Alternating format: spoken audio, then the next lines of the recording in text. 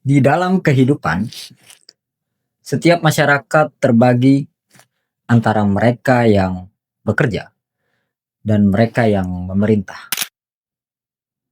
Namun selalu ada satu hukum tak tertulis yang memegang pena akan menentukan nasib mereka yang memegang cangkul. Di kota Tangerang, pena itu menulis angka 100 juta rupiah per bulan. Dan angka itu bukan hasil kerja produksi, melainkan hasil kerja regulasi. Bersama Rudi, kita analisis gaji dan tunjangan DPRD Kota Tangerang.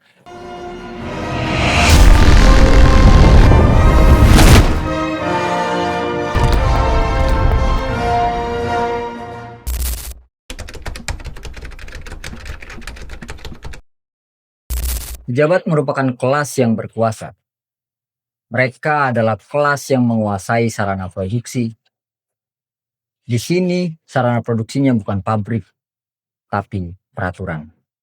Melalui peraturan Wali Kota Tangerang nomor 14 tahun 2025, mereka menetapkan tunjangan rumah sebesar 49 juta rupiah dan tunjangan transportasi sebesar 29 juta rupiah, ditambah gaji pokok dan tunjangan lainnya. Tidak ada uji publik, tidak ada kajian kemampuan daerah. Peraturan ini lahir dari ruang tertutup, bukan dari kebutuhan rakyat, melainkan dari kehendak kelas pengatur.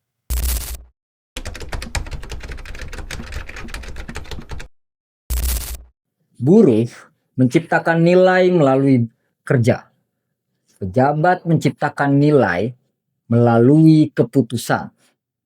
Namun ketika keputusan memberi nilai jauh lebih besar daripada kerja, maka hukum nilai itu rusak. Upah minimum kabupaten kota atau UMK khususnya Kota Tangerang hanya senilai 5 juta rupiah per bulan. Artinya seorang anggota DPRD memperoleh 16 hingga 17 kali lipat lebih besar daripada buruh yang diwakilinya. Kesenjangan ini bukan kecelakaan angka, tapi produk regulasi yang keliru.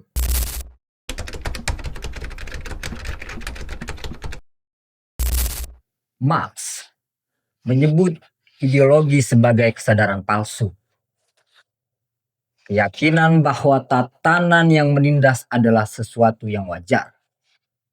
Ketika rakyat percaya bahwa gaji besar adalah hak pejabat, maka ideologi sudah bekerja. Media menormalisasi kemewahan pejabat, sementara penderitaan rakyat dianggap statistik. Beginilah cara kekuasaan mempertahankan dirinya. Bukan lewat senjata, tapi lewat pembenaran.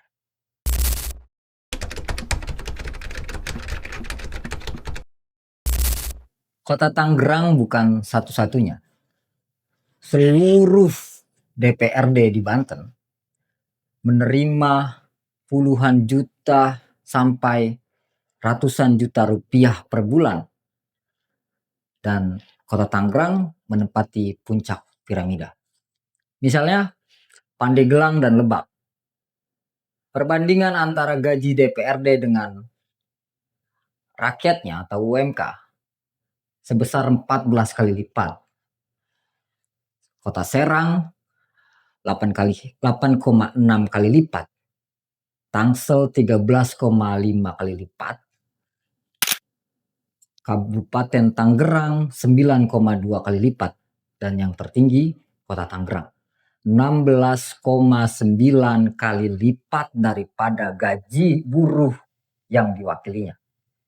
Nah, semakin rendah pendapatan rakyat, semakin tinggi kesenjangan antara penguasa dan yang dikuasai. Inilah piramida kelas versi daerah.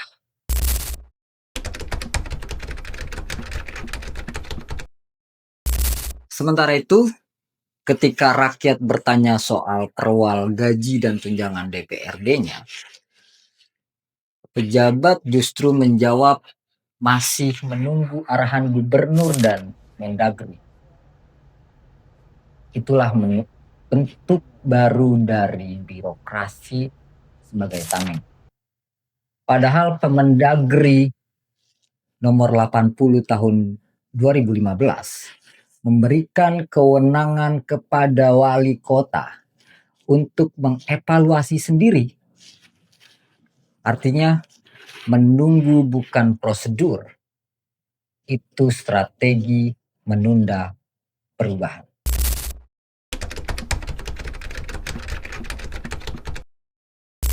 Setiap kepentingan ekonomi pada akhirnya memunculkan ketegangan sosial. Rakyat menuntut keadilan, sementara pejabat menuntut kehormatan. Inilah yang disebut antagonisme kelas. Ketika kepentingan ekonomi dua kelompok tak lagi bisa disatukan dengan retorika, satu pihak ingin keadilan, pihak lain ingin kenyamanan.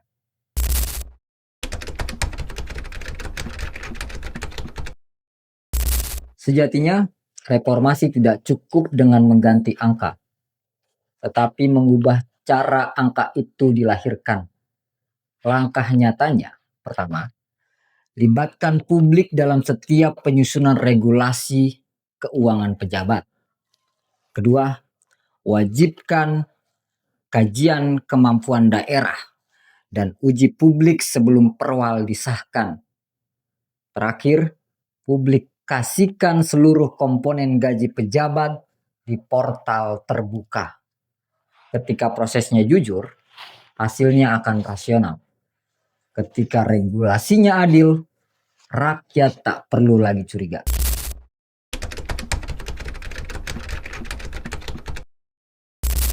Marx pernah menulis, kaum pekerja tidak memiliki apa-apa, kecuali rantai yang membelenggunya. Di sini, rantainya bukan besi, melainkan aturan yang ditulis tanpa kejujuran.